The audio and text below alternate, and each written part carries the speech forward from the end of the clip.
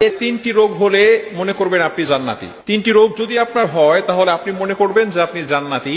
কারণ অনেক সময় দেখা যাচ্ছে যে আমরা রোগ হলে হতাশ হয়ে যাই, আমরা নিরাশ হয়ে যাই যে আল্লাহ পাক রব্বুল আলামিন শুধু আমাকেই দেখে, এত রোগ আমার, একের পর এক রোগ আসতেছে, একের পর এক অসুস্থতা বেড়েই যাচ্ছে। অনেক সময় দেখা যাচ্ছে যে আমরা আল্লাহ তাআলার উপর অভিযোগ করে বসি। খবরদার, এটা কখনো করা যাবে না। অসুস্থতা হচ্ছে আল্লাহ তাআলার সবচেয়ে বড় একটি নিয়ামত। অসুস্থতা মানে হচ্ছে যে পৃথিবীর ভিতরে কোটি কোটি মানুষ আছে, তারপরে আল্লাহ পাক রব্বুল আলামিন আপনাকে অসুস্থতা দিয়েছেন, মানে আপনার দিকে আল্লাহ তাআলা ফোকাস করেছেন। সুবহানাল্লাহ। অবশ্যই আপনাকে স্মরণ রাখতে হবে যে অসুস্থতা, বিপদ মানে হচ্ছে আল্লাহ পাক রব্বুল আলামিন আপনাকে খুশি হয়ে দিচ্ছেন। কিন্তু অনেক সময় বান্দা এটাকে খুশি মনে নেয় না, বান্দা আল্লাহর প্রতি নারাজ হয়ে যান, বান্দা আল্লাহর প্রতি অসন্তুষ্ট হয়ে যায়, অভিযোগ করতে থাকে। এজন্য তিনটি রোগ যদি আপনার হয়, কনফার্ম আপনি আল্লাহ পাক রব্বুল আলামিন আপনাকে জান্নাত দান করে দিবেন, যদি আপনার ভিতরে ঈমান পরিপূর্ণ থাকে এবং আপনি ঈমানের উপর অটল অবিচল থাকেন। নাম্বার 1, এক নাম্বার হচ্ছে ঠান্ডা জ্বর। অনেক সময় আমাদের ঠান্ডা জ্বর হয় না? হ্যাঁ, ঠান্ডা জ্বর যদি হয় তাহলে মনে করবেন যে আল্লাহ পাক রব্বুল আলামিন আপনার জন্য জান্নাতের ব্যবস্থা করে দিয়েছেন।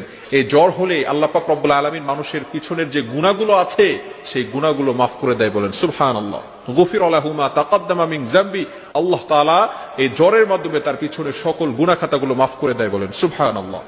এজন্য আমাদের সকলকে স্মরণ রাখতে হবে এবং মনে রাখতে হবে, জ্বর হলে, ঠান্ডা হলে আমরা ঘাবড়ে যাব না। ঠান্ডা হবে, বেশি বেশি সর্দি হবে, সে কোনোদিন পাগল হবে না। সুবহানাল্লাহ। আল্লাহ পাক রব্বুল আলামিন কত বড় নিয়ামত এই অসুস্থতার ভিতরে দিয়েছেন।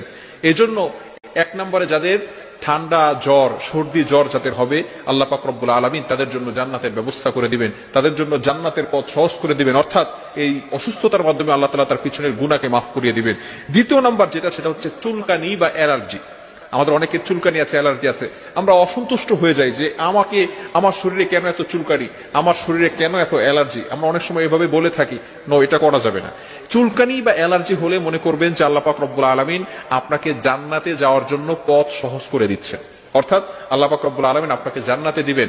যাদের চুলকানি বা অ্যালার্জি হয়, বর্তমান চিকিৎসা বিজ্ঞান বলছে যাদের অ্যালার্জি আছে অথবা চুলকানি আছে তাদের কখনো কুষ্ঠ রোগ হবে না। সুবহানাল্লাহ। শুধু তাই না, তাদের কখনো শ্বেত রোগ হবে না। সুবহানাল্লাহ।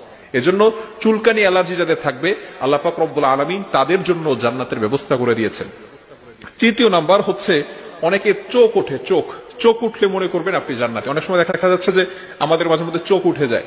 চোখ উঠলে মনে রাখবেন, বর্তমান চিকিৎসা বিজ্ঞান বলছে যাদের চোখ উঠে তারা কখনো অন্ধ হয় না। আল্লাহ রাসূল সাল্লাল্লাহু আলাইহি সাল্লাম এই ব্যাপারে ঘোষণা দিয়েছেন যে চোখ উঠলে আল্লাহ পাক রব্বুল আলামিন তাদেরকে অন্ধ করেন না। এজন্য এই যে রোগগুলো, এই রোগগুলোর মাধ্যমে আল্লাহ পাক রব্বুল আলামিন মানুষকে সকল বিপদ আপদ থেকে, এবং দেখা যাচ্ছে